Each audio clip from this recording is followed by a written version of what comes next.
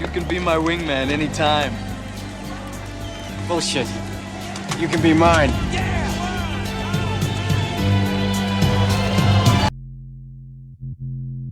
And here we go. It's the comic book bullies. Man, you come right out of a comic book. It's the comic book bullies. You will bow down before me! It's the comic book bullies. Now I am the master. It's the comic book bullies. It's the comic book bullies. Welcome back to the Comic Book Bullies with no new bully. I'm your host Leroy, aka Lovey, with my co-host. Okay, this is Eli, aka this is Eli, aka Meatball Hero. We're not doing a do-over. We're just going to let it roll with that. Eli, you hadn't even kind of know what stuff I've been doing for the last 3 weeks. Oh yeah? I've been doing Gilligan's Island. No shit, like rewatching Gilligan's Island. No. The intro. I've been doing Gilligan's Island. Really? Yeah. I did a Skipper, Professor, Thursday Night Third, Oh, Lovey. Okay, I get it. McFly. Yeah, and we're back for the episode. We're just gonna jump into it. Like I said, we actually got a nice full show today, so we're gonna jump into it. First thing I want to start off with, like, this is June the 1st. So of course you know what that means. Pride Month. So that means every single corporation is doing some kind of, celebratory thing, and congratulations back. Some companies are taking it a little step further. For instance, Burger King. Oh yeah. You told me about that thing. Yeah. Okay. So I'm gonna show you what's going on with Burger King. Okay. So Burger King made a Pride Whopper. That's their thing. Now, obviously, looking at it, you don't see the big deal about this Whopper. Let me see if I can zoom in on this Whopper. Eli, what do you notice about this Whopper? What makes this Whopper LGBT? Can you see it? Oh, If you can't, they're the same buns. Exactly. So you can order it with 2 tops or 2 bottoms. However you want to do it. This I'm not making this up. This is not some kind of internet meme. This is real. You can go on Burger King's website. They don't sell in every single. I would go with the 2 tops. I mean, you don't want 2 bottoms? Well, I guess 2 tops, 2 bottoms. The 2 tops got the seeds, got the sesame seeds. See, Eli, it's Pride Month. Why are you choosing? Just walk in and want both of them, Oh man. But hold on, let me see what we got here. Mutant Whoppers. Mutant Whoopers. But that's my thing about that. Now, I don't know if that's offensive or is it clever. I don't know. I feel like that might be taking a step too far, to have a Pride Whopper. So what is McDonald's going to do to combat this? We're going to make the corn dogs, 2 inches longer, 1 inch girthier. I don't know what they're going to do with that.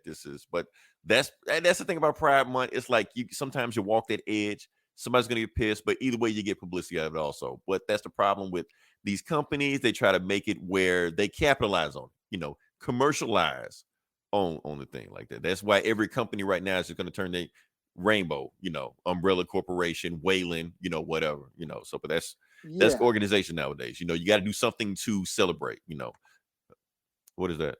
So, and while Pride Month is going on and all these, like you said, all these companies are trying to buy their way into it and make a buck, fuck the corporations. Why don't you support the LGBTQ community? There's a guy I know named Donut. He got me through the pandemic. He hosted a horror show every night during the pandemic. He's been doing it, still does it, but it's on hiatus right now because stuff is starting to open back up. But yeah, every night during the pandemic, he hosted a horror movie and he'd live stream it. And he does these shows and he's asking for, he has a Kickstarter. So go check out Donut Worldwide on Twitch, where you can find, ways to support him and support actual people in that community that are actually doing shit. Instead of giving your money to a mindless corporation that just so they can sell a fucking rainbow flag. support the real community. Or burgers with 2 buns, Yeah, yeah. So I just wanted to get that out there. Yeah, shout out to Donut and the Sprinkles. They got, like I said, it was something I look forward to every night. Kept me sane during the pandemic. Yeah, every night at 10 o'clock they'd stream a horror flick, and it was a lot of fun. So yeah, just support Pride the real way. Right. And you don't have to just keep giving your money to these corporations just because they changed their logo to a rainbow flag.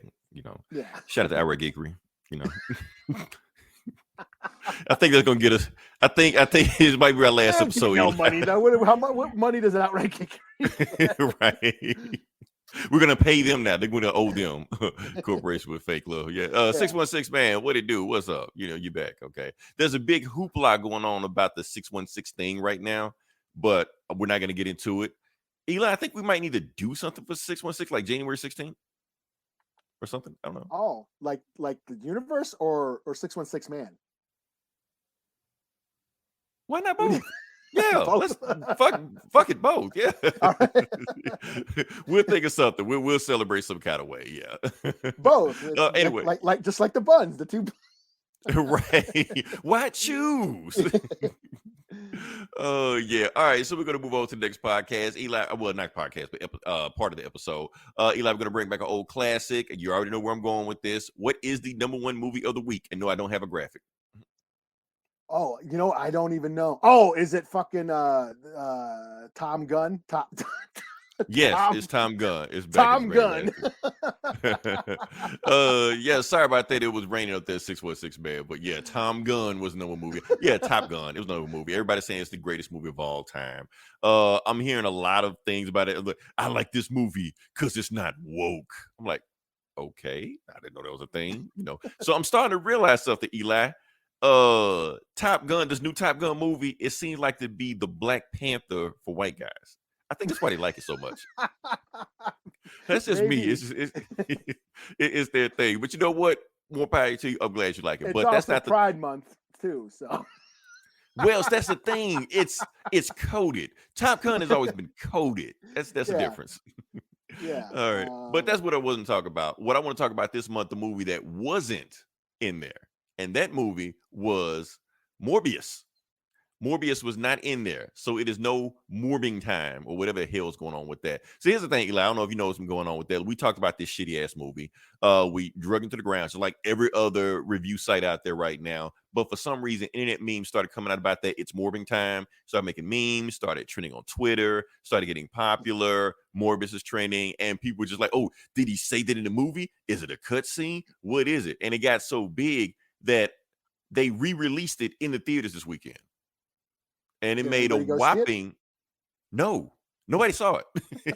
It made a whopping $85,000 in the weekend this weekend. So even though because Sony thought that because the memes were popping and it was trending on Twitter, that means there was more interest in this movie. Nobody's interested in this movie. I wonder if that 85,000 was from ticket sales or just like the theaters, the bill that they had to pay, the theaters had to pay. I hope so. I hope it cost them money to do that. I hope it cost them money to put this shit back in the movie theater because nobody wants to see this movie. It was just a meme. You don't have to capitalize on it. So the fact that we tricked Sony into putting this movie back in the theaters just so they can lose more money, honestly, Eli, I'm proud of the internet. I rarely say that, but I'm proud of the internet for doing that shit. Because they fuck up so much shit so many times. But in this situation right here, good job, internet. So let's see what we got here. I heard Top Gun 2 made old Gen X white guys cry. Probably. That's hilarious. That's hilarious. Please don't tell me that's true. If I see it. My thing about Top Gun, I hated the first Top Gun. I don't know. Did you like the first Top Gun? I barely remember it. Well, there you go. Because I know why you don't remember. You know why you don't remember? Because the movie sucked. it may have or not suck. I kind of remember something happened. I just remember like Tom Cruise was a bad boy, and he wasn't. That's it. He wasn't a bad boy. He wasn't. How are you gonna be a bad boy when you're like? Because they kept saying he was a bad boy. They kept telling him, you're a rebel, you're a lost cause. So they kept saying, like, well, he must be, I guess. No, that movie sucked. It sucked in '86, and I had fun the other, like, was it last week? I kind of like ran Top Gun through the ringer, And Yeah, I sound like, man, Eli really hates this movie. I just like, hey, fuck, hey, there's a new Top Gun movie out. I'm gonna register my disgust for the old movie. And but like I said, it is Pride Month, and there are so many videos out right now how like Top Gun is one of the most secretly coded homoerotic movies ever made. Sword like fight, yeah. Right. If you like really watch it through that lens, it's there. They say my file is longer than Stinger's. Yeah, just like my Johnson. They say stuff like this all the time throughout the movie. So watch Top Gun again during Pride Month through that lens, and you may enjoy the movie. I guess. I won't, but hey, just try it. Like now I get it. Now I get it. I'll just be even more disappointed. Sweet, a gay porn. Damn, this sucks as a gay porn too. Yeah, this is really shit gay porn. Oh man. All right, so we can move on past no more Morbin Time. And like I said, Eli, I'm gonna let this is where you take over, because like I said, you saw a TV show. Oh yeah, I guess I'm still doing Obi-Wan. Yep. Solo. My favorite Disney movie. Anyway, Top Gun, 80s music and Tom Cruise, buddy, with the bird named Goose, I guess. What song was popular in Top The in Danger Top Gun? Zone or whatever? The Danger Zone. That's what it was. That's the thing about the 80s. Every 80s movie had a popular theme song. So when you hit a theme song, it reminds you of the movie. They don't do that nowadays. Like, what song reminds you of Doctor Strange and the Madness of Multiverse? Like, there's no Danger Zone or no Jay-Z song that reminds you of it. Yeah, they don't do that. Yeah, they don't have soundtracks and shit. Yeah, where was Will Smith again? Where was Will Smith when you need him? Yeah, like the shitty P Diddy Godzilla song or whatever. He did do that. I kind of like that song. I kind of like that P Diddy. Shit. I kind of like that one. It was like a hard rock. Oh man, that's the Top Gun of hip hop. I thought it was rock more than anything else, so I didn't really quite qualify it as hip hop. But I'm gonna fight you, kick and bite you. I don't remember any words to it. I just remember like P Diddy was like falling to the ground, whatever. Yeah. No, okay, yeah. Oh, nope. We can't talk about that. I think we had a long rant about that one time. That's a trigger. I'm triggered right now. We got off the rails even mentioning that 616. That's on the ban list. That's on the ban list. So yeah. Nickelback is on the ban list. Let's see. Every band, every list. I like the Eminem song. I think that's why I give the first Venom a pass, because at least the Eminem track was kind of okay. But yeah. Anyway, we're getting off track. You saw a TV show, and others saw a TV show also. Okay. Obi-Wan, episode 3 of Obi-Wan. Mm-hmm. Obi-Wan's got his own TV show. And it basically takes place 10 years after Order 66. The Jedi, most of the Jedi are dead. He's hiding out on Tatooine. Vader and his Inquisitors are going around hunting Jedi. And Obi-Wan gets called into action because little Princess Leia is kidnapped. And so he is called into action and has to. It's the old retired badass trope, like Taken. He's got to. Okay. Yeah. Which is cool. Hey, you want to do Taken in space? I'm fine with it. Yeah, basically, yes. He reluctantly picks up his lightsaber and goes to find Leia. For the most part, I'm digging it. The first 2 episodes I liked. People are bitching about little Leia. I love her. I think she's great. I think she needs her own show. Fuck y'all. I don't know if she can get her own show at that age, but okay. But just give me a Leia show. I don't give a shit what age, because Leia's like the most baddest of all asses in the whole fucking Star Wars. Fuck all these bitches, all like Luke and Anakin, and they're whining. And so Leia talked shit to Vader's face and walked away. And still got tortured. He blows up her planet. She blows up his fucking space station twice, 3 times. And of course, racists don't like the Black Inquisitor lady, who I think is badass. I love her too.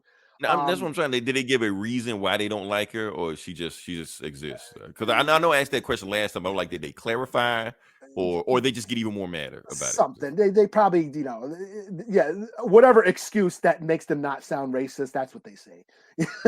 Now let me just address that. Yeah. You know, they Let don't me like her just address that. shoes. I don't like her shoes. She sucks. Recast. They'll make up something. Yeah. Now, let me just address that whole situation right now. Like I said, I haven't seen the show yet, but you can't get away from the whole topic of the Inquisitor that everybody's upset about. You know, like I said, she says she has some racist tweets that, you know, came into her DM, stuff like that. She reviewed them on Instagram. Star Wars came out officially, got behind her saying, like, quit being racist. You know, people got mad about that. Like, why should that be a controversial subject? Just don't be a racist. You know, people get mad over that. I don't know. You know, Obi-Wan, Ewan McGregor also came out, said some stuff also, like, just quit being a racist, just quit being an asshole. You know, that's something simple. But the thing is with Star Wars, just like the thing we saw with the gay Whopper, I almost think Star Wars is kind of doing the same thing with this, because I think they're trying to deflect just so they can't have any criticism about the show. Let's deflect it to something else. You know, you almost have to support the show. Because, like I said, this isn't the first time. Are you talking about like Ghostbusters, the Lady Ghostbusters show? Oh, they definitely did that. Ghostbusters definitely did that. Yeah. Well, if you hate the show, you hate women. You know, they flip it on you, make you look like an asshole. They gaslight you. You know, but this is the first time. Like, Star Wars is fans are racist and water is wet. You know, this is the same thing they did with John Boyega. This is the same thing we did with Kenobi Tran. Now, a lot of people saying that, I hear more backlash about the backlash than about what's actually happened. No, this shit happens. When Kenobi Tran, when Star Wars wished her happy birthday on her birthday, I went on the post just to look, see what's going to happen. I saw all that racist, nasty, sexist shit that people were posting. This ain't shit they were making up. I saw it, you know, with my own 2 eyes. I'm like, man, people are assholes, you know. So this shit happens, you know. Daisy Ridley. They ran her through the ground. Also, they're not attacking the character, not attacking performance. They're attacking them. They're attacking their race, their nationality, their sexuality, stuff like that. But here's the problem with Star Wars. Of course, they're saying something about, you know, this actress here, but they said nothing about them. And matter of fact, they even went out of their way to cover it up to appease fans. John Boyega took him off the poster in the China thing. Pretty much removed Kenobi Tran out of the third movie. They had a gay kissing scene in the third movie of that one. China completely cut it out. And that's just Star Wars. We ain't talking about Marvel, where Chadwick Boseman had to have his helmet on a poster in the China poster. So Disney does this stuff. You know, they do whatever. The China reviews for Black Panther. Right. Oh, this movie is too black for me. I can't watch this. It's so dark. This movie is so dark. So we get this stuff all the time, but like I said, I'm trying to make sure that Star Wars, Disney or Star Wars or Lucasfilm, whoever isn't trying to capitalize on an opportunity to deflect any kind of criticism about it. Oh, you hate Star Wars? You're racist. You don't like this show? You're racist. Even though they try to just lump everybody together. I'm not saying they're doing that, but I'm not hearing people actually talking about this show. Like the first week, Eli, people were talking about the show. Oh, I like it. Oh, this happened. The second week when this shit happened, nobody is talking about the show. Yeah, because I didn't even hear about like the backlash against the Inquisitor actress. I heard it was like background noise. It was background noise at first, you know. Until I think the show, you know. Because Star Wars fans are assholes. I don't fucking read any of that shit. Right. What about Dragon Ball? Well, I'll get to that. Yes, I will critique the show. And that's what I want you to do, Eli. Critique the show, not this bullshit that these fans doing here. The show. Let's defend it's almost like mad black people in space. Right. Thanks for listening, Earl. But yes, true. Yeah. Or they're not painted purple. That's the only reason they'll let minorities into like sci-fi shit, is if they're painted another color. Or we're robots or shit like that. Droids, we're voicing something, or we are literally colored people. Right. So you can make a droid a slave. That's okay for that. But don't talk about real slaves. Minorities can't be their own skin tone. They can be any other color except their own complexion. That's when they're cool. Aliens are minorities. I get it. Yeah, even though Guardians of the Galaxy was a good movie, but still, you know. Can Zoe Saldana be any color except her own in a movie? That's all I want to know. Yeah, she's blue. We can also, man, let's talk about she's blue in Avatar. She's green in Guardians. All right, let's talk about the show, man. Let's talk about the show. For all four colors, for all the comments. Right. Now she's gonna be yellow. She's gonna be orange. Starfire, some shit. I don't know, whatever. Yeah. Backlash or prequels almost killed Jar Jar Yeah. Binks actor. Yeah. So like I said, it's a thing. Almost had him. Yeah.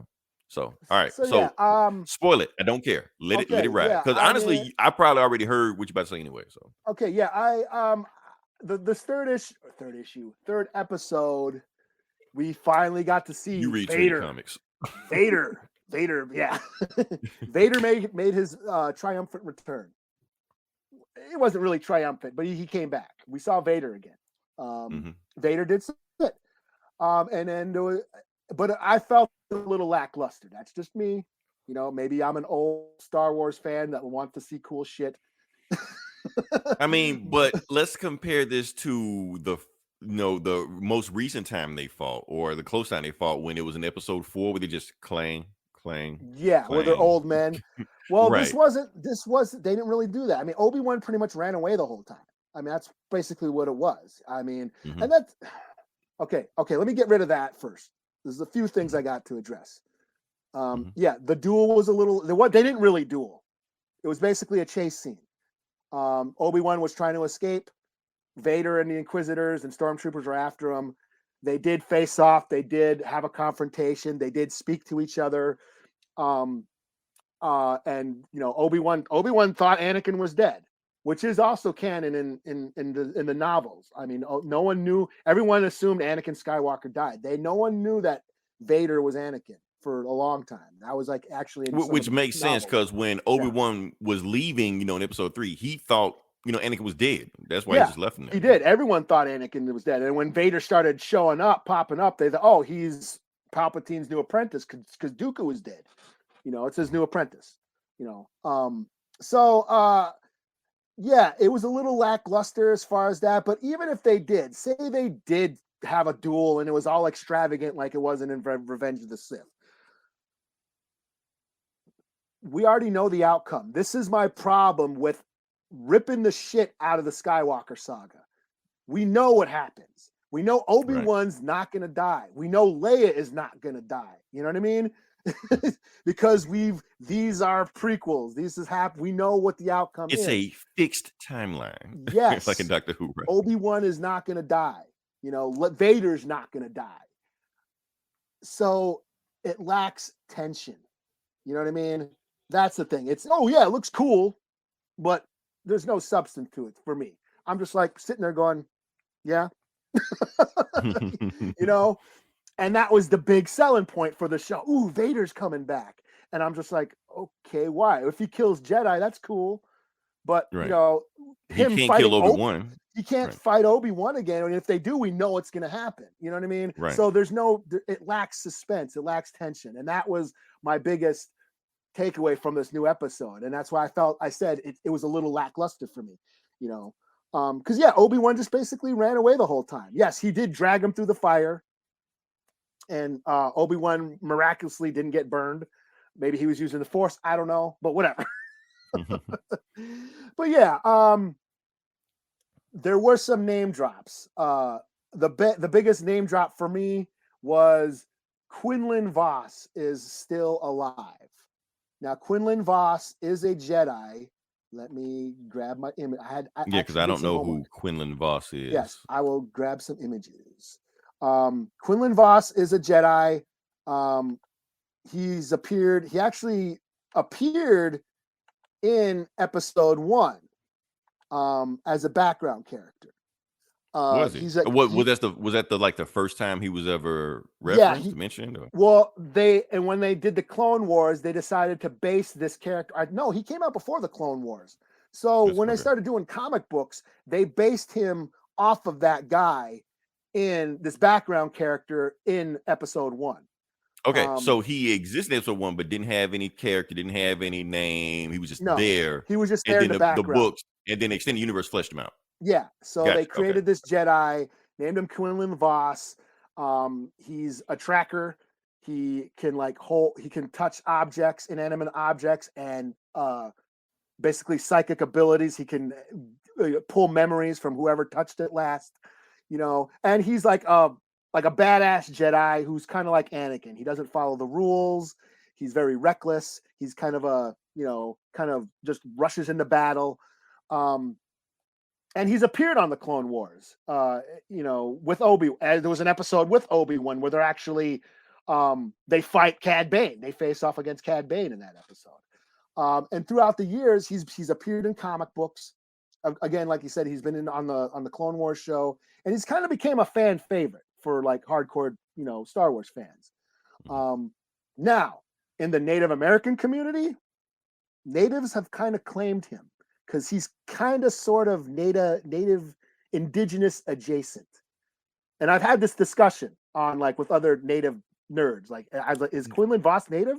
And people like natives are like, they kind of claim him like Chipotle or whatever that guy was on Star Trek. Okay, that's what I'm trying to make sure y'all not doing what we do. Like Panther on Thundercats, we just claim him. I'm trying to make sure you're not doing it. Yeah, I mean that's the thing. I think it's a lot of it is wishful thinking. That natives are just want to feel represented, and I guess when you even Google Native American Jedi, he pops up. I guess the reason why they claim him so much because he is a tracker. Right. I mean, 'cause that's kind of like the trope you see in movies. That's the stereotype for native. We're always tracking. We're always, we can smell really good. Like Billy from Predator. He's or Spirit from G.I. Joe. That was he was the tracker. So yeah, they name drop him in this new episode. Now apparently he's still alive. He's still going around the galaxy finding force sensitive children and getting them to safety. That's what they named him on the show. And let's see, can I skip through some of these? Let's see. So yeah, here's another image of him from the comic books. He looked again. He kind of looks like he's looks native. like a badass right there. Yeah. Yeah, he's got the the war paint on. He's got like these tattoos, these like tribal tattoos. Can kind of pass for native or maybe even Arabic. So I always wondered, is he native? And natives kind of say, yeah, they, like I said, they claim him. This is a comic. I actually read this comic back in the day. He's Ayla Secura's master. So Ayla Secura is the hot Twi'lek Jedi, blue Jedi chick she was in the movies. Yeah, I can't remember which one. She got shot. She got shot in episode 3. Yeah, she gets shot in the Order 66. But yeah, she was his Padawan, and he was her master. There's this. I actually have his figure. So there he is in episode 1. He's just kind of chilling out on Tatooine in one of the background scenes. And I actually have this figure. I could not find him. I'm hoping he didn't get flooded. My basement flooded some years ago, and a bunch of my shit got fucking, ruined. But yeah, I actually own this figure. So yeah, and of course, fans. This is fan casting. They're like, oh, if they ever, make a, live action version of him, Jason Momoa should play him. That's just the thing is, like I said, he came out in the 90s. So if you were getting Jason Momoa from the 90s when he was like in his Baywatch Hawaii era, I can see it. Yeah. Now, no. You can get another guy. Yeah. But I guess here's the thing. O'Shea Jackson Jr., Ice Cube's son. Hold up. I got you. Hold up. I told you I was gonna do it. I told you I was gonna do it. Let me see. Where are we? Right here. Boom. Okay. For people who don't know, okay, so we got O'Shea Jackson. Now, for those that don't know, the uninitiated, there are 2 O'Shea Jacksons in this picture. That's Ice Cube's real name, O'Shea Jackson. So on the left is O'Shea Jackson Jr. Or the right, whichever one you want to go. So that's his son who played him in Straight Outta Compton. Yeah, that's Ice Cube's son. Now, O'Shea Jackson Jr., Ice Cube's son, is on the IMDb page for Obi-Wan. He is supposed to be in the show, but it doesn't say who he's playing. So people are starting to theorize, is he going to be Quinlan Vos? Yeah. Here's the thing, Eli. Before you broke this down to me, I would have been like, okay, light-skinned Ice Cube Jr. Okay, cool, put him in there. But since you broke it down to me like that, maybe you shouldn't do that. Especially if they slap like a Jason Momoa wig on him. Like, no, man, don't do that. Don't do that. Oh shit. So I don't know. Yeah. And that's the thing. I have two theories. One of it, of course, because like here, this is how he looks. Like I said, he's definitely some sort of brown-skinned guy. Mhm. Could he be? I mean, on the show, on the cartoon, he's voiced by a Mexican guy, Al Rodrigo, I think his name is. Mhm.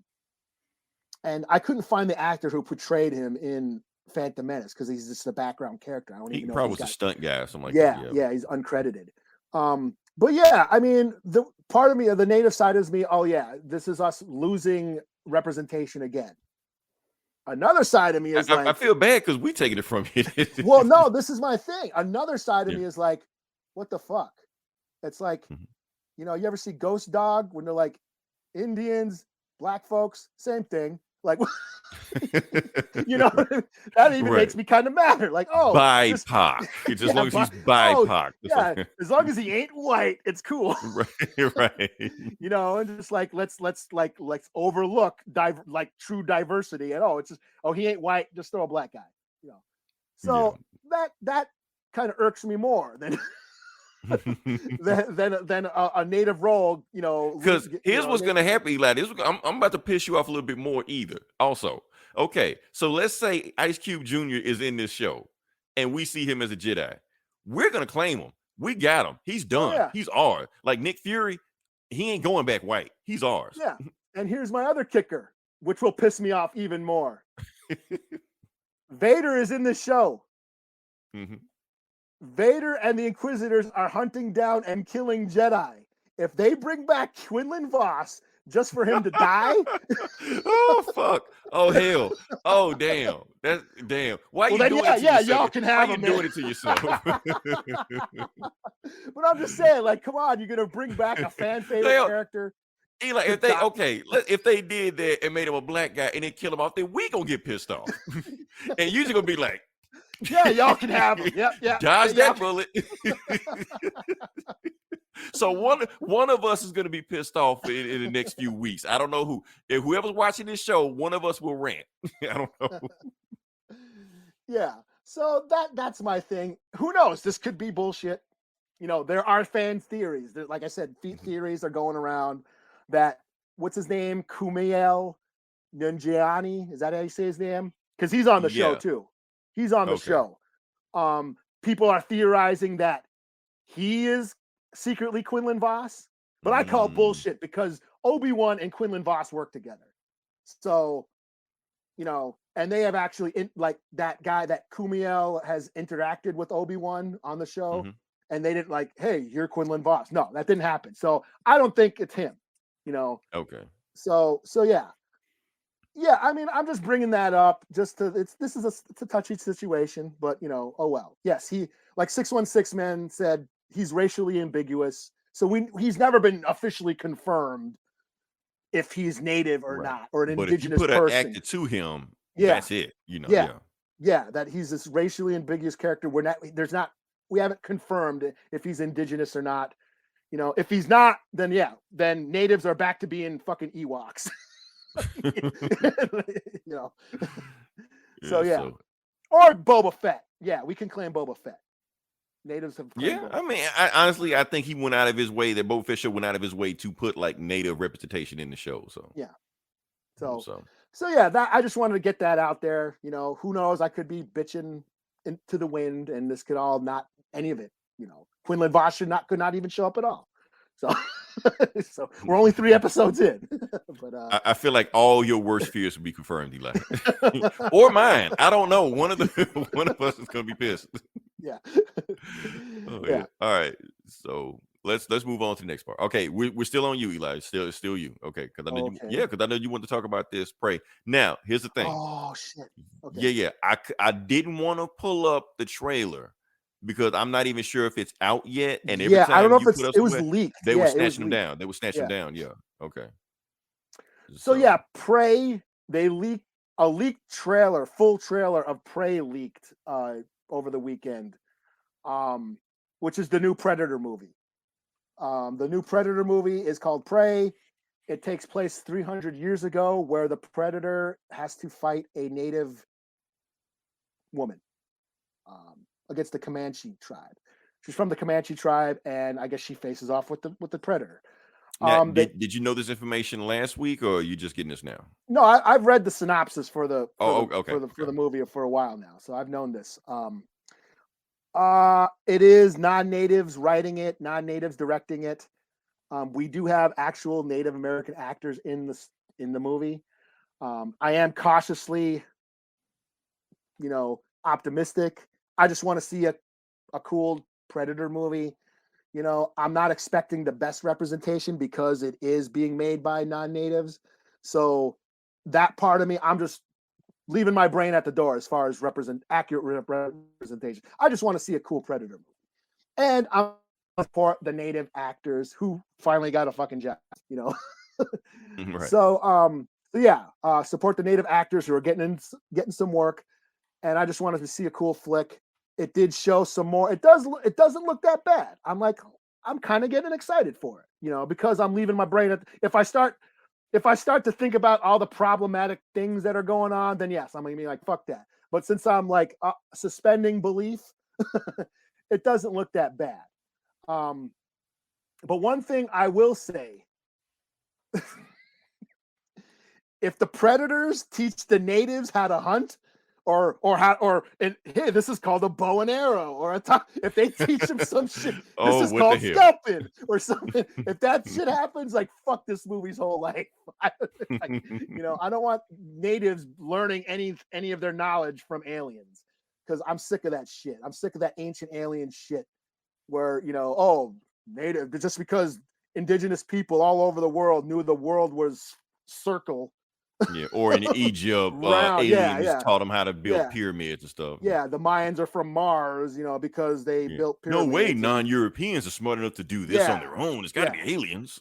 Yeah, just because natives knew the world was round 1,000 years before Europeans doesn't mean they came from space. Right. And I'm sick of that shit. So, what do you say? I remember a Predator fan film that did similar concept with Predators. Yeah, and in the Dark Horse comics, there's a native soldier named Enoch Nakai. He's really cool. He fought against the Predator, and he was a recurring character throughout the Dark Horse comics series. I was really because Marvel is now they have the rights to the Predator comics, and I was hoping they bring him back because he's kind of a cool character. Of course, we have Billy the Indian from the first Predator movie. So natives fighting against predators isn't far-fetched, but I hear Billy people always struck me as like he knew what the Predator was. I don't know, it felt weird in that movie. Yeah, nobody else knew what was going on except him. Yeah, he could smell it or whatever. He knew he could sense because he's native and he's the tracker, and and Dark Horse Predator comics were great. And yeah, like I see people bitching, oh, this little girl is gonna take on a predator. When Arnold Schwarzenegger and all these big guys with their big muscles and big guns couldn't destroy a predator. I was like, Arnold Schwarzenegger took out a predator by carving out bows and arrows and spears and booby traps from the bushes. That's how he beat the predator. It wasn't the big muscles or the guns. It was his brains. He outthought. He strategery beat the predator. That's the point. Yeah. Yeah, what the fuck? Billy the Indian Predator. Yeah, Billy Bear. He played Billy Bear in 48 Hours too, that guy. I think he's Billy the Indian in every movie he's in. But I think he died pretty quickly, like the first scene in 48 Hours. In 48 Hours? No, he goes to the end. Billy Bear. Oh, he was? Okay. Yeah, must be somebody else. Yeah, Nick Nolte shoots him, but at the end. But yeah. But yeah, I saw the trailer. It doesn't look that bad. I'm like cautiously optimistic. And yeah, like I said, I just want to see a cool Predator movie because most of them suck. So yeah. Cool. All right. I think we got it, that one. Okay, we can move on to the next one. Okay, now it's back on me. I'm ready. I've been waiting to talk about this all week. Okay, so this is the video game section. Normally the video game section sucks and I have nothing to talk about. And I have to kind of just make up shit on the fly, but I'm excited to talk about this one. So Eli, don't get up and take a piss break like you normally do during the video game section. or just stick around? You might. Well, You this probably is a still game be I bored. play. I'll hear you out. Okay. Like I said, okay. So like I said, the State of Play came out this weekend. And Sony had their big thing they had going on, and one of the big things they announced was Street Fighter 6. Now, Street Fighter 6 was announced a few months ago, but we didn't get any details about it. We just saw Ryu just sitting there with oiled up pecs and stuff like that, and we didn't. Yeah, it was a cutscene, but now they gave us information. They gave us, what the game is about. The game is going to have different modes on it. It might even have it's going to even have like an open world mode on it. You can make a character. You can go around worlds and finding other characters, build your character, create them, and fight other characters. I think it might even have like a single player mode where you got to like protect the city. I think that it's kind of vague on what you can do. Some new characters back in there. Trying to see if I can show you. Ryu and Chun-Li are back. Let's see. There you go. That's Chun-Li. Look at see, looking, look different. That's the thing about this game. I think what they're saying is that this is the latest game, because like Street Fighter kind of like jumps in between. I clicked the wrong thing. I meant to click this. Yeah. But that's the thing. So that's what it looks like. They're using the Resident Evil engine, so it's pretty much gonna look like the Resident Evil's characters, game mechanics. Every game mechanic in the old games are going to be in this one. You're going to be able to parry, you're going to be able to focus tag, dash cancel, all the stuff. It's in there. That's the hardcore stuff. But here's the thing. For those that don't know what frame data and frame traps and cross-ups and OTG and all the stuff like that, they have an easy mode with the buttons on there. So Eli, on this one, you can throw a fireball with one button. Triangle. Oh, that's nice. Press triangle, fireball. Press back triangle, hurricane kick. Forward triangle, dragon punch. Yeah, you were able to do that shit on Tekken. Like some of those combos. Yeah, you were able to do that shit. Yeah. So it's like that on this also. Now they still got the stuff for me. If I want to go back to the old school, like I said, I play on a fight stick. I carry this with me every time. That's what I get down on. So if I want to do my stuff on that, I can still do that while everybody else can. I want to press one button. Hadouken. And that way you understand, when you get to that level, throwing that shit all the time don't work. But we'll get to that level when we get there. So basically you're having fun until you get online and you fight somebody like me. That's all. So yeah. Which I never do. See, I right. Then you're gonna find me and choke me and shit like that. It's like, fuck that shit. Yeah. I ain't got the time for that shit. Yeah, I'm one button. Right. Okay. I have 5 hours to learn this one character. Yeah. And 40 more to go. So, yeah, you could sit your ass on the whole fucking side of the one screen and do that one move that I can't block the whole time and kill me in 3 shots. Right. You assholes. So they're bringing the fun back to it, but at the same time they're bringing the street fighting back into street fighting, because you're in a street fighting. So that's pretty cool. That's an interesting concept. But they haven't released all the characters yet, but there have been some leaks coming on. This is the most interesting thing I found out so far. One of the leaks of the characters, notice you see Chun-Li, you see Ryu. Where's Ken? Well, here's Ken. Ken looks a little bit different on this game. Is that Jared Leto? Looks like him, kind of. Ken has been through some things. He doesn't look as, he's not as, youthful or virile as he used to be. He looks like a schlub. And there's a reason for that. The reason I'm hearing, it's all leaks. We don't know for sure. But apparently Ken has been street fighting for so long that he hasn't been taking care of home. So his wife divorced him and took the kids. Oh, so he's like went through a depression, and so now that's why he looks all old and schlubby shit like that, because he's going through depression because he can't be with his kids. So now if you beat him in the game, like some of the win quotes would be like, "Oh, you old, you washed up, you need to retire," stuff like that. Things like that. On top of that, they're saying like fighting game wise, he won't have how he has the flames on his dragon punches and then his flames on all his moves. He won't have that in this game because he doesn't have the fire inside of him anymore. Oh. I think that's fucking depressing, man. But they're saying that's he got beer or something. Yeah, just throw a beer bottle at you, some shit. Yeah, they might do that. I don't know. No, Geo Boy. I mean, they already got enough God of War on there. They pretty much told everything's going to happen. Honestly, I don't need them to tell me anything else about God of War. I'm sold. I'm sold on that. We might get Violent Ken back. No, we're gonna get Depressed Ken back. That's what we're gonna get. Now, are we That's gonna gonna be- get like was it Street Fighter V, the last game? Mhm.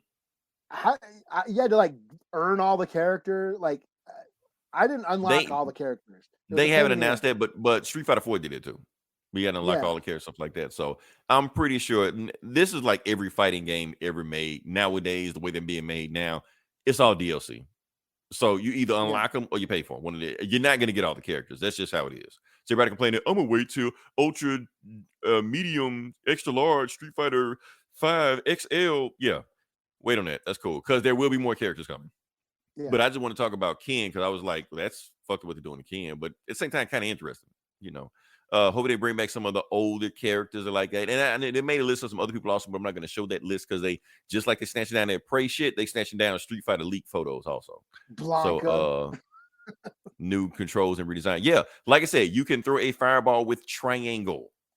You don't have to learn quarter circle motion, so it's simple for everybody. It's a 4-button layout now.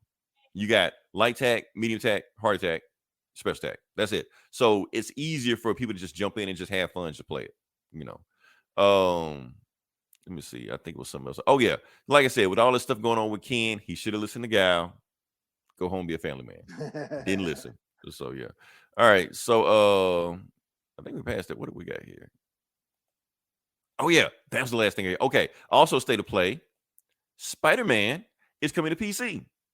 Now, why should I be excited for a game that came out in 2018 that I've beaten 5 times? That's coming on PC because I just am. I'm gonna buy it again. Is it gonna be full price? I don't care. Buying it again. And they say Miles Morales will come like I think 2 months after that version. So yeah, because I only beat Miles Morales once. That's not enough. I haven't even played Miles Morales yet. Oh, it's better than the other one. Is it? Well, the first, the other one took me like 6 months to beat because I just, like I said, I don't. Well, the Miles Morales one is shorter. It's like basically like DLC. It's like a shorter thing, but he's more fun to play as Peter because Peter is too refined, too professional. You know, his moves like Miles are like wilder. You know, plus he can go invisible. He got like that stinging venom punch like that. So he's more fun to play as a character. I thought he was. You know, even though his story was overall shorter. PC the Master Race. Yes, we are the Master Race 616. All right, that's all I got for that. We can move on past that. Now we actually talk about the next part of comic books. Like I said, this is Comic Book Bullies. We talk about the comic books. And Eli, I'm gonna let you jump in first and see what you got. And yes, I did find my password, so I am gonna review that shitty book I didn't want to review. So yeah. Okie dokie. Well, I guess the first book I'll do is Ghost Rider #3. Okay. This new Benjamin Percy book run going on right now. I like that cover. I think it's pretty cool. Pretty awesome. Look like what remind me of that what's the Stephen King movie? Yeah, Maximum Overdrive. That's what it was. With Green Goblin on the hood. Yeah. Mm-hmm. So in this run, Johnny Blaze woke up in a small town. He's got a wife and kids, living the peaceful life, but he quickly realized that it was some sort of spell he was under. The demons from hell have been escaping and, are after him and, created this sort of, this trance that he was in. And of course he broke out of it and he's been fighting the demons. In this issue, he's kind of this is kind of a lull issue for me. He's just kind of hitchhiking, across the country. He's on this like haunted stretch of highway or something called the Red Road or something because of all the roadkill and murders. And he ends up like hitchhiking and he ends up getting gets picked up by a serial killer. We don't really know about it. And then they happen upon a car wreck where a semi like collided with a family car and killed everybody. And then Johnny Blaze,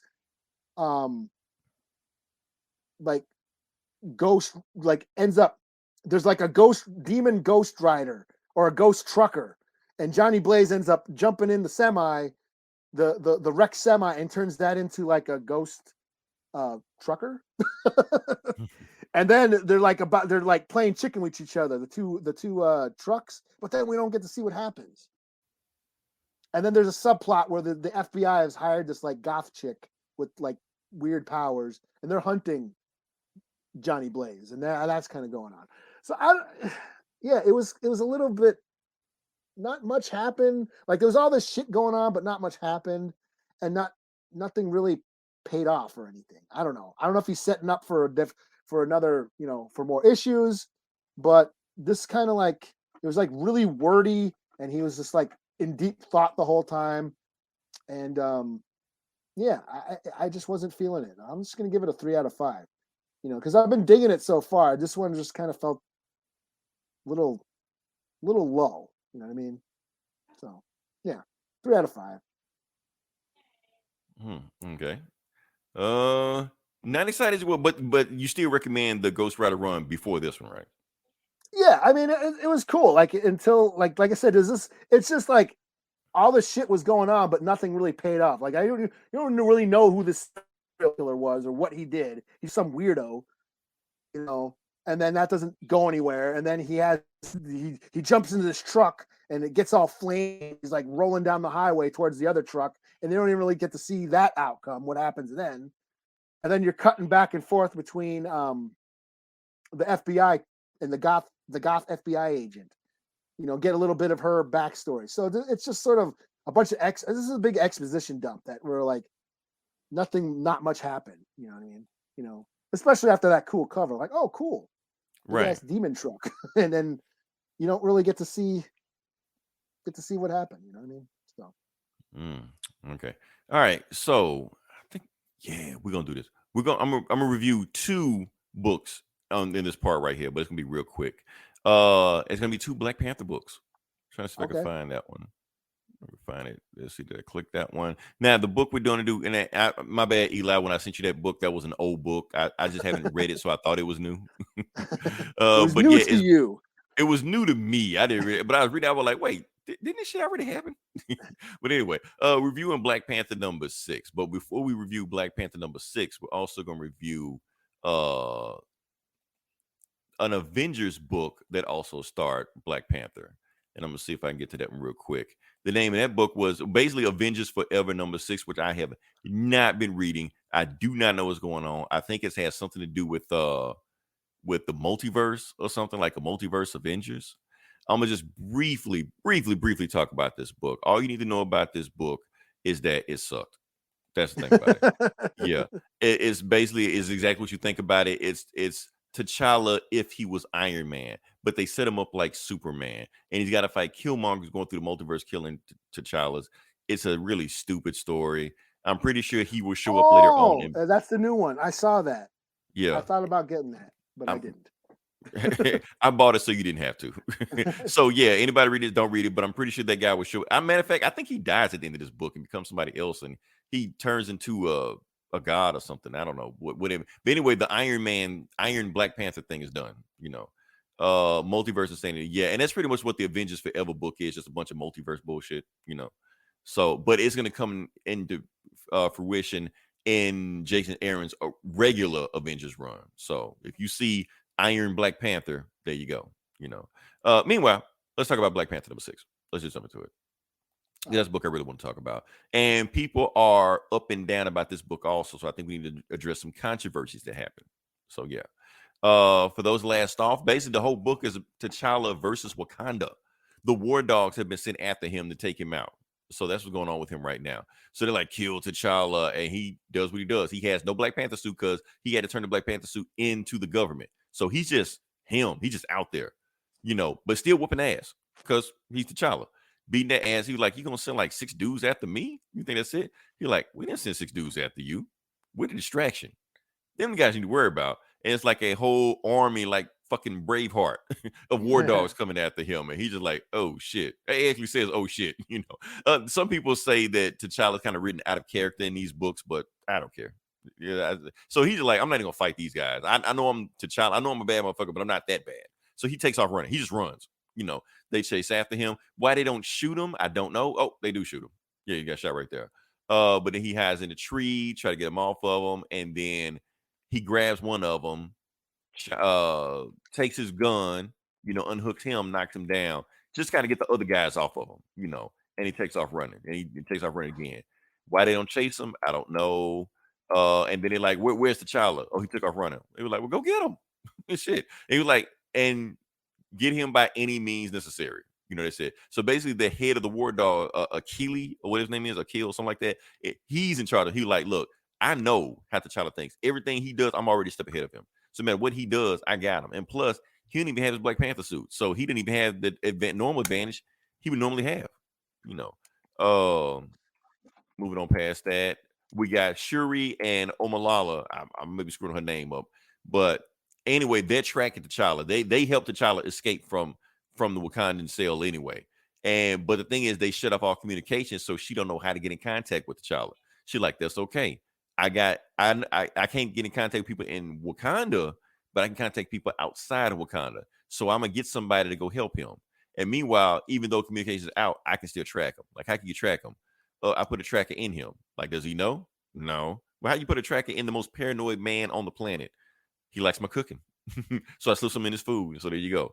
So that's what's going on with them. So they're calling him back up to help out T'Challa, and they know where he's at right now. So he's still on the run from the war dogs, but the war dogs shaking him down, and he realized if they corner him, it's a wrap. And they're actually coming to kill him. He actually says, if you kill me, the gods will strike lightning down on you because you're not supposed to attack your king.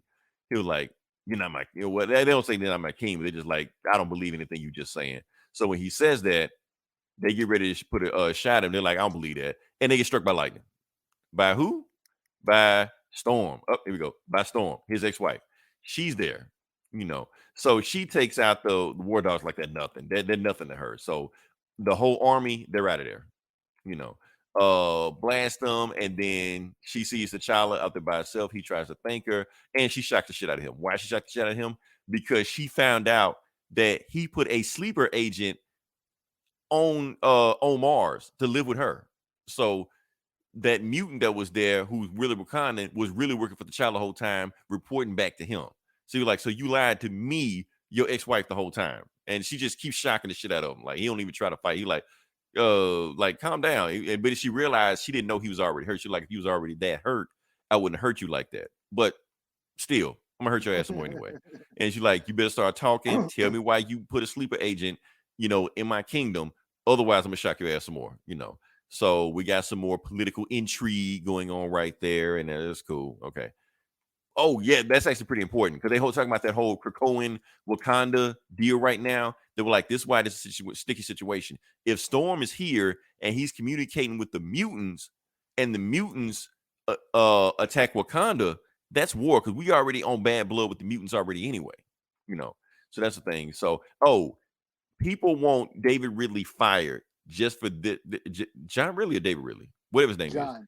John Ridley. They want him fired. They want him gone. Just because this panel alone right here, because Storm says okie dokie.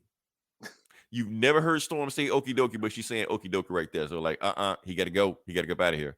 Anyway, she's cauterizing his wounds because, you know, he got shot by the war dog. Yeah.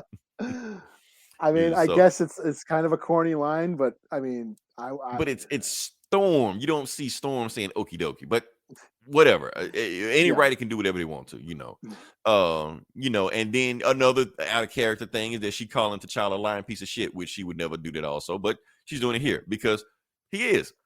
You know, that's what he's been doing the whole time.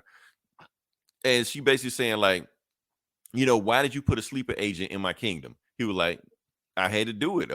That's what I do. Besides, the way the mutants and the Wakandans are on bad terms, he would have did it anyway. He like, and Storm is like, the reason the mutants and Wakandans are on bad terms is because of you. You destroyed the gate to Wakanda. You're the ones that banned mutants from Wakanda. You're like, yeah, I did, but shit, you stole from me. You broke into Wakanda and stole some shit from me. You know, we're like, well, that's different. I had to save the multiverse. You just being a lying piece of shit. You know. And plus, why'd you get rid of our marriage like it was nothing? He was like, man, you was on the side. So now we really get into it. Why did they get divorced? I mean, I don't think they ever really like got into it, why it happened. And basically just saying, look, since you was with the Avengers, since you was the X-Men, now with the Avengers, I realized we were on two different paths. You would go in a different direction than us. So I made it easier for you, you know, to go walk your own path. And she basically like, bullshit. You know, everything T'Challa says right here sounds like bullshit. She like, no, this is bullshit. You just didn't want to be in a relationship yourself because you think being a king is more important than being a husband. She's like, well, yeah, I do. I'm the king of Wakanda first, husband second. I'm always put Wakanda over you. And so I'm just asking, like, did there anything? I mean, have you ever been compromised in your heart? You ever doing this lying shit that you always do and always pushing people away from? Like, you're like, only once, and that was when my friend Jada. The whole reason this whole book is started because his best friend was assassinated, and he basically says it. And I may say by accident, he's like, that's the only person I ever cared for. And she's like, wait, what? Oh, my bad. I didn't mean just him. I meant you too. But yeah. So basically he's saying like that. Basically what he's saying in this book, he never really loved Storm like that. That's what he's saying. You know, if he did, he wouldn't have done the shit he did. You know, so that's what's going on right now. But anyway, he's saying, so Shuri and Omalal is here, and they're basically like, okay, good, you're here. And T'Challa is like, appreciate you bringing backup. It's like, oh, Storm's not my backup. Storm is only here because of that bullshit you did. She was actually coming here on her own to come get you. You just happen to be in trouble. She's like, okay, well, who's your backup? Our backup is over here. And it is the Dora Milaje and Okoye. So for those who know, in the comics now, the Dora Milaje actually don't work for Wakanda at all, or the Black Panther, because Wakanda is a democracy. So they don't need them anymore. So they actually set up their own nation, I think, where M'Baku used to live. So they're just here as a favor. They're not here for king or honor or nationalism and shit like that. They're just here as a favor. So yeah, but that's going on right now. So yeah, I like it. It's cool. You know, it's not my favorite book of the week or anything like that. None of these Black Panther books are my favorite book of the week. It's just cool, but it's not trash or some shit I should put down. It's just cool. I want to like it more than what I did. I don't know. Well, Because this one was yeah. one was definitely it was the break. I mean, I've been Yeah. digging this book so far, but this one I felt like they took the break to explain a bunch of shit that I really didn't go give a shit about. I don't give a Yeah. shit about their divorce. Yeah, and plus they explained the thing a long time ago anyway. Multiverse of cosplay, yeah. You know, Oh, and it's back to pissing people off. I remember when Storm and the Forge hooked. that's back in the day. That's old school, yeah. And it was a thing. But- They was about to get married and everything. Yeah, but you know what? I don't give a fuck about that either. And that was like hot and heavy. That was before Black Panther. So yeah. Oh yeah, she man. fucking went to the spirit world for him. That was like some Swamp Thing shit. Right. Like they love trans, you know. Yeah. Yeah. but yeah, I thought it's been cool. I just felt this was another lull for me. It was a lull. I mean, a lull week. This is my thing about it. It's not a book I look forward to. Like, you know, when we review some good comics, I'm like, oh man, I'm ready for this book to come out. I'm ready for this book to come out. Yeah. This isn't one of those books I'm ready for to come out. It's just like it's there. I read it, Yeah. you know, but I don't know. For Black Panther, I expect to do, oh man, I gotta read this. I'm waiting for it. You know, it's okay. Yeah, so I don't know. Storm beat the shit out of Forge back in the 80s. Well, yeah, She shit out of everybody. That's what she Forge, does. man. And it's Yeah. Forge. What the fuck can he do? Yeah. With his crippled ass.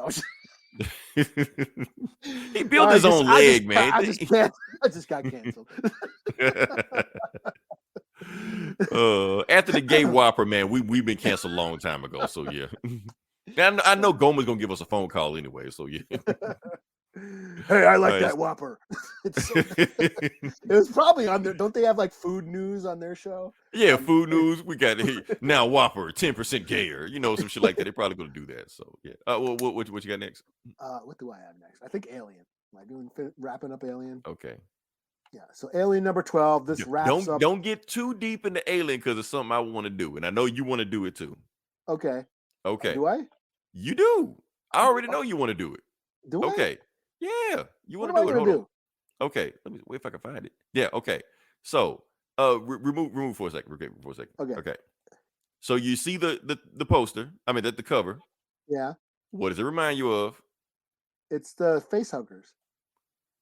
Oh, I didn't see that. Really? Yeah. No. That's the first thing that jumped out at me. You know what? There's a variant. Okay. See, this is. You know what I wanted to do? What is that? X-Men. There's a variant cover. where that was a shout out to that old The Beatles. no, the X-Men cover where Wolverine is all brooded out and shit, Mm-hmm. you know, where he's like Neil, you know, yeah, what number? What 2 something? What was it? It's like one of the coolest covers. I'm trying to find it so I can share it. 234. Here, I'll pull it up real quick. Okay. Yeah, X-Men 234. It's one of the coolest images I've ever. I've always loved this image of Wolverine, where he's all infected with the Brood. This one. Okay. Yeah, I remember that cover. Yeah, that's Yeah, but there was an alien. There was a variant cover. If I wonder if I can find it. Number 12, right? Variant. Where was it? No, it's not that one. It's like the Brood. Let me try to find Brood. Sorry, I can't find it now. But it looks like it's an alien in that same position. And it's like it's a reference to that cover of Wolverine anyways. I can't find it right now. And I don't even know if a cover reference to Wolverine cover, not Wolverine reference. Yeah. It was like an alien in that position, like kneeling down like Wolverine in the same color scheme, you know, a total reference to that X-Men 234, which I thought was pretty cool. So that's what I thought. That's what, like I said, with this picture, it reminded me of like I said, Queen. I see that now. I do see that now. So, but yeah, so this is Alien number 12 for Marvel. Marvel took over the Alien comics from Dark Horse, and Alien Queen is a Disney princess. So. Yeah. They haven't that bad. I was a little weary. I was wondering if they're going to push the gore, and they seem to be, you know, delivering the goods so far.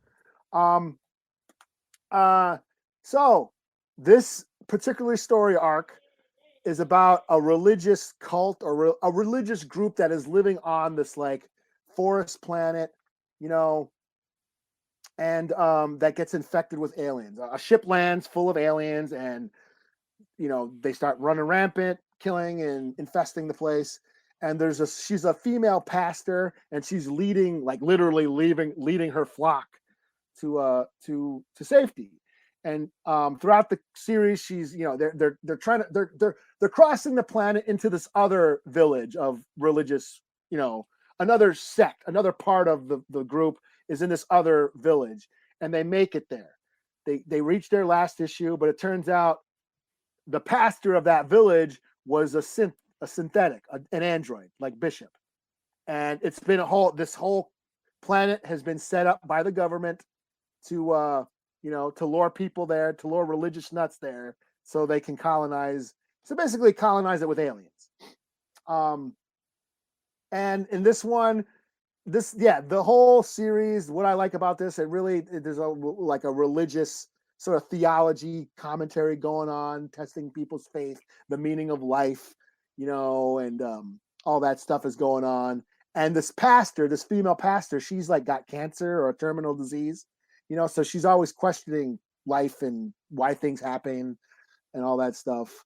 You know, why people pray, that prayers are useless, and why do people do it and all that stuff. But in the end, she figured out it's a hope. It's wishful thinking. That alone, that hope can give you strength to carry on, you know, which I found very interesting.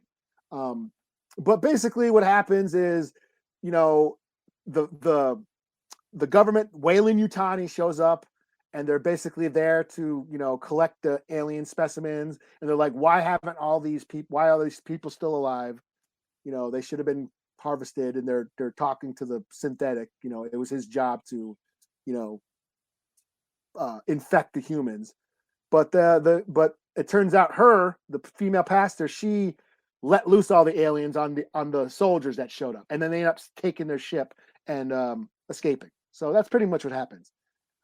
So this wraps up the story arc. I really dug on this one. Like I said, all the religious commentary, the theology, all the, you know, the philosophical undertones. I really enjoyed it. So yeah, this is a 4 out of 5. And I'm still on this Alien book. I didn't think I was a little skeptical at first about the Marvel run of Aliens, and Yeah, you was kind of bashing it at first, like on the first couple of issues. But yeah. I just, it's gory when it needs to be, and it's not neuter. I thought Disney was going to neuter this shit, and they really haven't. So I'm into it. They haven't lost me yet. So, and this is 12 issues. So I've been reading this for a year. So. Hanging in there. Okay. Yeah. All right. So next book I'm going to do is supposed to be like one of these big summer blockbusters coming up. It's going to be Justice League Road to Dark Crisis #1. Like I said, the last issue we read, Justice League died. And we're supposed to be like super sad about it, and everybody's super sad about it. But I guess we could just talk about it, see what's going on. And that's the interesting thing about this book. Like, some people aren't even sad about it. It's like, they died again? Okay. So, yeah, well, let's just get into it. I'm not going to read the whole book, but I'm just going to give you like the main story that was in it right now. So, basically going on, the book starts off with Nightwing. Like I said, this is after the Justice League died. You know, Nightwing is fighting Brick. Brick is a Green Arrow villain. And yes, he was on CW Arrow. I think like season 4 or some shit like that. I can't remember. He's in Gotham because his Batman is dead. He feels like Gotham is not open for business for criminals. He's like, no, it's still a whole bunch of bad people here. Just because Batman isn't here doesn't mean everybody else is here. And he's like, you lucky you got me and not like Cassandra Cain or some of the other guys, you know. Before you get that, John just comes out and just smash him, just beats him with one hit, you know, just done. You know, you're like, well, what the hell were you? Why you did like 15 minutes ago? He's like, man, what are you doing, man? Don't you know Justice League just died? You're like, and okay, yeah, Superman died. He was like, yeah, but Superman, he was like trying to tell him, yeah, Superman died before. This is not a new thing. And John's like, yeah, that's my mom told me. He was like, look, let me tell you the story about what happened. He was like, okay. So, like I said, Superman died years ago. Batman pretended like he didn't care, because Batman was like really, really cold around that time when Superman died. But he was like, but he was really hurting. He just didn't want anybody to know he hurt. And then months later, Superman, like a year later, Superman came back anyway. And then years later, Batman died. And I became Batman. And Superman hated me being Batman because he was like, I wasn't allowed to fill his shoes. I shouldn't take up his mantle to be Batman. You know, all this shit. And guess what? He came back like a year later. So it's like, what the fuck ever? It's like the Justice League dies all the time. So why should I care about this one time dying right here? He's like, yeah, but see, that's the thing. All the other superheroes are holding a vigil right now, and they need somebody to speak to them for the fallen. And they want you to speak. And he's been like, hell no.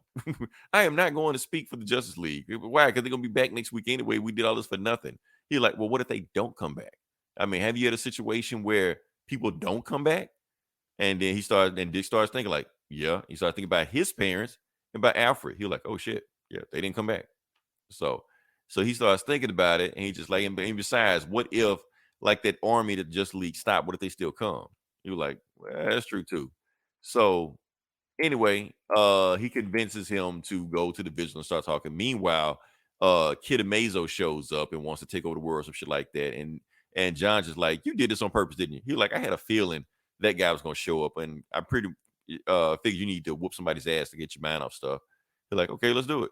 And they suit up, and the book, this issue this arc ends with, you know, Superman, well, John and Nightwing running, but you got Superman and Batman like looking over them in support or whatever. Who drew this?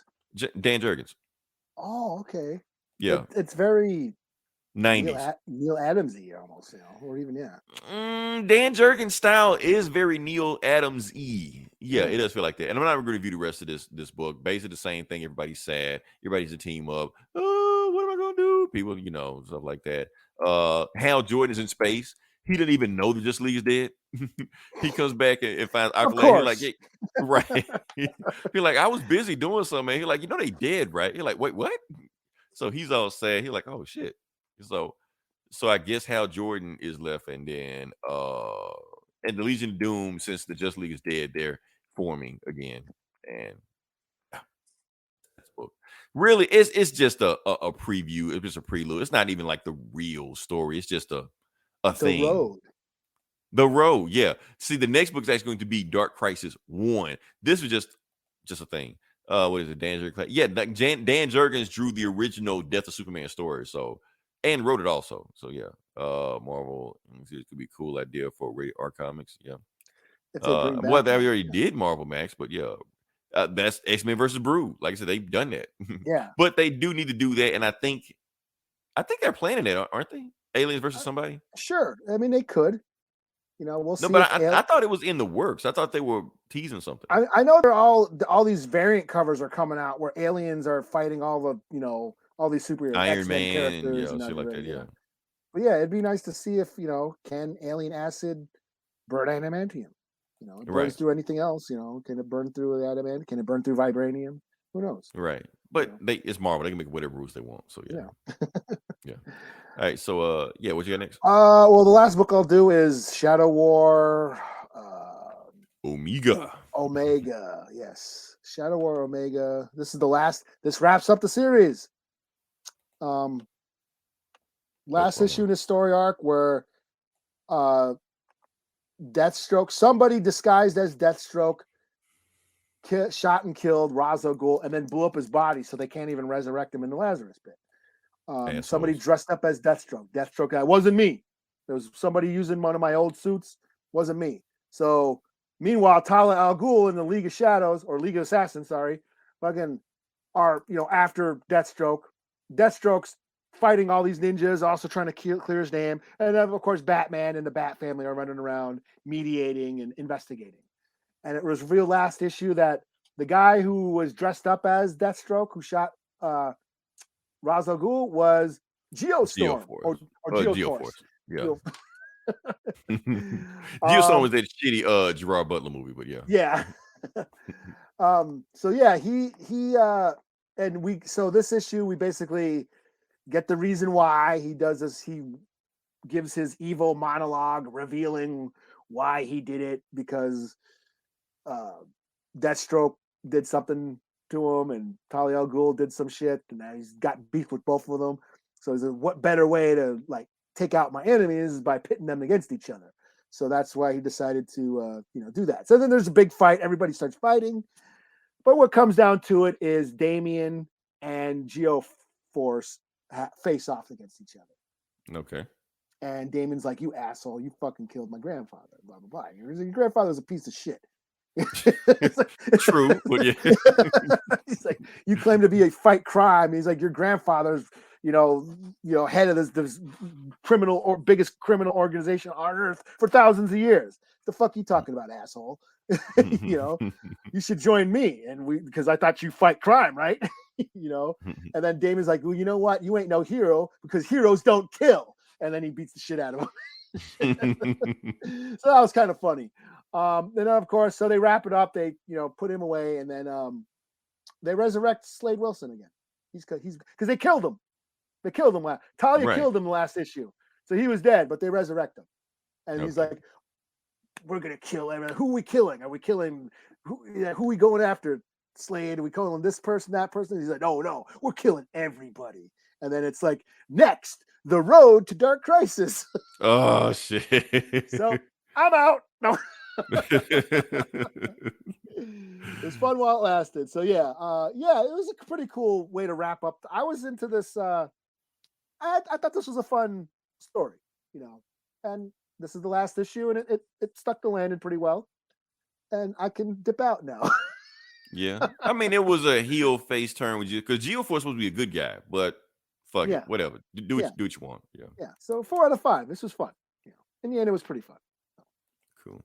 All right. So last book I got is a book I don't really want to do, but I read it for free, so I guess I'll go ahead and knock it out. It was Hardware Season 1, number 6. This is the last issue of this Hardware run. So, in my opinion, the Hardware books have been the worst milestone books. I have not liked this book at all. I barely pay attention to what's even going on in this book, but I guess I review it anyway because it was free on DC Universe. So yeah. So what even happened in this book? I can't even remember. I'm gonna just run through this. Fuck this book. Look, he got to fight not multiple man, but a dude named Reprise. He multiplied himself, and he's attacking him. And he was sent to him by this evil organization by Alva, whatever. He fights him. He blasts him, but he's low on power. He's about to run out of power. But he realized something about that Reprise guy, that each clone he makes, that clone has a little bit less mass and a little bit shorter than the one before it. So if he can use his scanners to find the real one, he can just take out the main one and all these guys will go away. But the problem is, while he's looking, he's getting the shit kicked out of him and his power is draining. So he's got to find this guy before his power completely drains. So he finds him, kick the shit out of him. Oh, now I got to show you this because that panel was there before. Here's the thing. So for those who don't know who Hardware is, all you need to know about Hardware is that he's old school 90s. So old school 90s means he kills his bad guys. He does not have a no kill rule. He doesn't give a fuck. Just they die. That's it. So he kills shit out of them, chop them. He's got like a hook or some axe or some shit. And yeah, stabs that guy. He finds the real one, stabs him, and smashes his face in. You know, and now he's completely out of power. So yeah, what's going on with that? Meanwhile, he finds the guy. He goes to the guy, the Alva Industries, shit like that. And it turns out the Alva, whatever his name is, he's the leader of the system. The system is like Milestone's Legion of Doom, where all the supervillains get together and do shit like that. So he shoots Hardware before he can get to him. But Hardware just throws his axe at his shoulder, just let him know he could have beaten him. He didn't kill him. He just wounded him. He made him bleed, you know. And then he escaped. And quit calling me by my government name. My name is Hardware, you know. And the police come, Hardware escapes, and that's it. So, meanwhile, the epilogue, and the Alva guy is getting investigated because they think he started the Big Bang, which he did. You know, everybody, he was blaming it on Hardware, but I realized the evidence has been revealed that he may have had something to do with it. Meanwhile, he goes and you know, this kid that got hurt in like issue 3, he goes visit the kid to make sure the kid's okay. And the kid bragging about it, like, yeah, man, I was in a superhero fight, saw everything. You know, he's like those popular kid at school.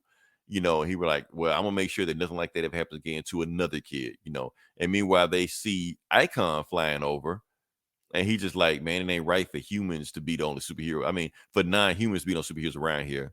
And he's like, yeah, you right. And that's the book. So that is the end of that story. So yeah, I still didn't like this book. I don't know what it is. I'm glad they just gave it to me for free. So yeah. Did dropping the ball, Milestone comments needed. But no. This honestly the only Milestone book I don't like. The other Icon, Static, well, I don't know how I feel about Blood Syndicate. We will find out next week how we feel about Blood Syndicate. Is it coming out next week? Yeah. I think that's gonna be make or break where I'm gonna make a break. Michael B. Jordan, he's like 40. He's gonna play Static, man. I thought he was gonna be Superman. Yeah, he's somebody. Michael B. Jordan is now that every black superhero he's playing all of. He used to be like Idris Elba and the guy to play Spawn. That guy, they just make him just cast him as everybody. Michael Jai White. Yeah. Michael Jai White. They just do Michael B. Jordan the same way. So yeah. And like I said, as soon as that Superman movie was announced, I said it that day. That movie will never see the light of day. It won't. It was just a distraction from some other bullshit DC was doing. Plus, DC announced movies all the time. And plus, the Snyder Cut. Yeah, that's all it was. Plus, we never fucking talked about The Boys. Well, we only watched the first episode, anyways. But man, I needed. I don't know how you feel, Eli, but for people that haven't watched The Boys, and we're just talking about it because we're done now. But yeah, that first episode took a lot out of me. I had to be like, you know what? I'm gonna come back to the show, but I gotta relax after that because I wasn't ready. I wasn't ready for it. That's all. I was laughing. I was fucking rolling. All I gotta say, I won't. You're talking about. Yeah, I won't spoil anything, but all I can say is that it gives a whole new perspective to the whole Ant-Man versus Thanos thing. That's all I'm gonna say. You know? I won't spoil it. I want to get flagged, like that. Yeah. Yeah. But yeah, I only watched the first episode. I started watching the second episode, but I was so busy I couldn't finish it. But yeah, I didn't want to start it until I could sit down and watch it. That's all. Yeah, but and the thing about The Boys is I always forget how good it is. Like it's always they would like, take a shot to the Snyder Cut. That's the thing. Yeah, it takes shots at everything. It's just a satire of comic books and superheroes and Marvel and the MCU and DC, and it just takes shots at everything. And that's what I like about it. But like I said, I always forget how good it is. It's always just sort of comes on. Because I'm all busy watching all these Disney Plus, between Marvel and Star Wars shit and all the shit we're watching all the time, Mhm. and then here comes The Boys from out of nowhere, and like, holy And shit, I this think is that's cool. what caught me off guard because it's been so long since we've seen The Boys, and we've been Yeah. watching all this Disney shit. So it kind of like, okay, I'll watch The Boys, and then that shit comes on like, whoa, what the fuck? Yeah. I wasn't ready for it because I'm conditioned to Yeah. think Disney shit. Yeah, and it's like it comes from the same thing last year. I was like, oh, season 2 with The Boys, I'll check it out. I like the first season, and then like, holy shit, this is awesome. And and then again, a year goes by, here it's back, and right away, 10 minutes in, I'm like laughing my fucking ass off. But it's a good show, even though it goes for shock value. It is a good show. It's got great writing in it, great acting in it. And it totally takes pot shots at comic books, superheroes, Disney, Marvel, the MCU, DC, Snyder cancel cuts, culture, celebrities, culture, politicians, everything. Yeah, like the whole thing. I don't know how much you saw, but I think it was because I didn't watch the whole episode. But they go to Vought World or Vought Park or whatever. It's like a Disney World. So Vought Industries is basically Disney, and it's again, it's Pride Month. It's like. And they have don't tell me. I don't think I made it there for you. Yeah, but they're like totally making fun of all like all the like how you say they try to monetize the movements. They totally touch on all that, and I thought I thought it was fucking funny. I thought it was brilliant. Again, to be woke, to be progressive, but also entertaining. You can do both. It's ways to do it. Yeah. Yeah. So so people are bitching about, oh, this is too woke. No, The Boys is woke as fuck. You just like it because it's got blood. Right. But it blood, does. titties, and balls, and whatever else. Yeah. And everything. It's got everything. It's got everything you think of is there. And there's something for everybody. Whether you want it or not. Yeah, there's something for everybody with The Boys. Still, yeah. I really dug the first episode, but yeah, I think we should catch up and take a deep we'll dive. catch up. We'll review it next week because there was like 3 episodes. I like, we'll talk about it. But next week also Miss Marvel comes out, so we'll review both The Boys and Miss Marvel. Yeah, we better do Miss Marvel first. I don't know what we're gonna flip a coin. We're gonna flip a coin and see which one we go review first. Like, Miss Marvel, so nice and cute, but The Boys. You're right. And then The Boys is gonna. Yeah. I don't know. They're gonna be like some shock to me, man. If I just watch like back to back and shit. Man. All right. So, all right, like I said, this long. Definitely like, share, and subscribe. For those that don't know, our Instagram page is up and running. Eli, we're getting hits. Okay, I'll check it out. Yeah. I'll visit our Instagram page. And please, Eli, like, share, subscribe our Instagram page. Oh man. Until then, this is Leroy. This is Eli. We'll talk to you guys next week. Same bullet time, same bully channel.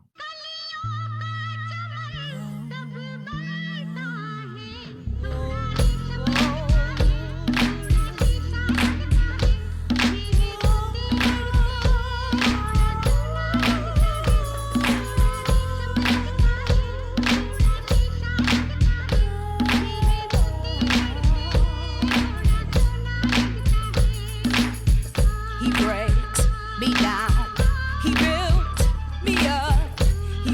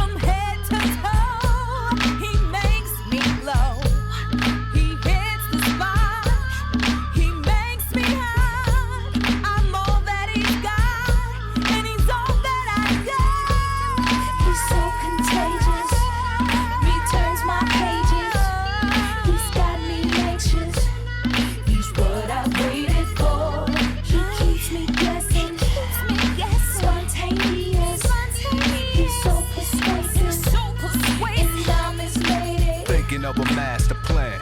You know anything you need, baby, ask your man. You was there for my half a gram. Now it's kilos and C-notes and high fashion brands. We ball like we own the world. Your only concern is you, my only girl. And when we speaking in tongues, breathing hard when I'm squeezing your lungs. Keep it strong, but I gotta hit the streets when I'm done. It's joy and pain.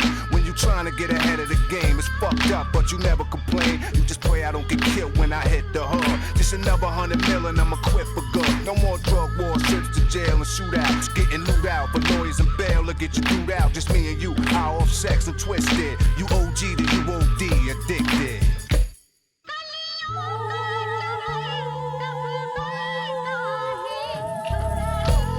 He's so contagious, returns my pages. He's got me anxious. He's what I waited for. He keeps me guessing, spontaneous. He's so persuasive, and I'm mismated. He's so contagious, returns my pages. He's got me anxious. He's what I waited for. He keeps me guessing, spontaneous. He's so persuasive,